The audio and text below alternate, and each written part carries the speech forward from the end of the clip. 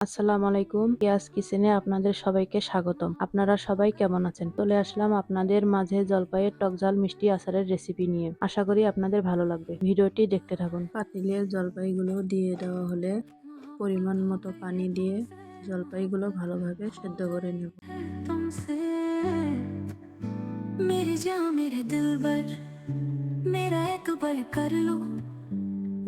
জলপাইটা আমি ভালোভাবে সেদ্ধ করে নিয়েছি। শুকনো মরিচ, ধনিয়া, জিরা, পাঁচফোড়ন ভালোভাবে ভেজে নেব। এরপর এটা ব্লেন্ডার করে নেব। দেখেন মশলাগুলো আমি ভালোভাবে ব্লেন্ডার করে নিয়েছি। ঠান্ডা করে রাখা জলপাইগুলো আমি ভালোভাবে ম্যাশ করে নেব। जितना बेकरार हूँ मैं खुद को बेकरार कर लो मेरी धड़कनों को समझो तुम भी मुझसे प्यार कर लो दिल ने ये कहा है दिल से।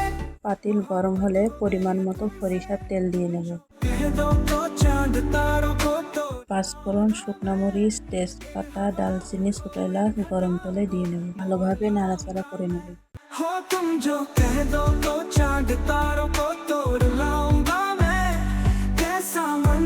এরপর 1 চামচ রসুন বাটা দিয়ে ভালোভাবে নেড়েচেড়ে নেব।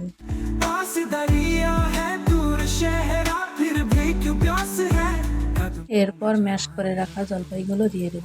এইভাবে কিছুক্ষণ নেড়েচেড়ে নেব।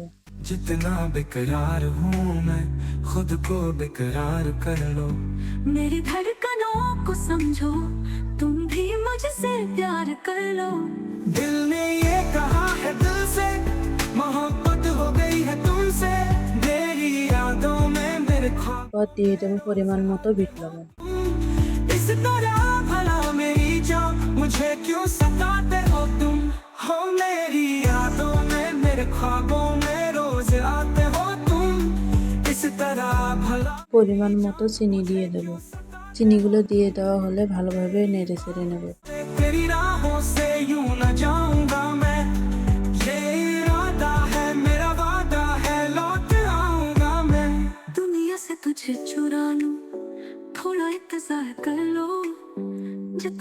আচারটা বেশি দিন সংরক্ষণ করার জন্য আমি এখানে ভিনেগার দিয়ে দিলাম। ব্লেন্ডার করে রাখা আচারের মশলাগুলো এখানে দিয়ে দিলাম। এবার এটা ভালোভাবে রান্না করে নেব।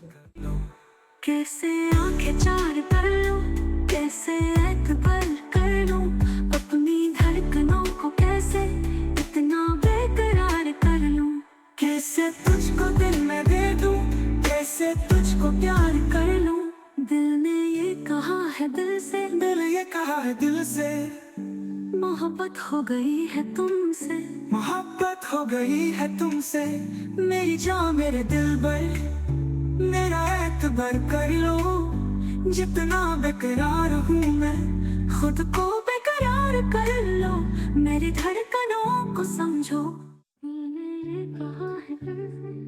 मोहब्बत हो गई है तुमसे অবশেষে তৈরি হয়ে গেল আমার জলপাইয়ের টকঝাল মিষ্টি আচার। আমার ভিডিওটি যদি আপনাদের কাছে ভালো লেগে থাকে অবশ্যই লাইক দিবেন, কমেন্ট করে মতামত জানাবেন। সবাই ভালো থাকবেন, সুস্থ থাকবেন। আল্লাহ হাফেজ। দেখা হবে পরবর্তী ভিডিওতে নতুন কোনো রেসিপি নিয়ে।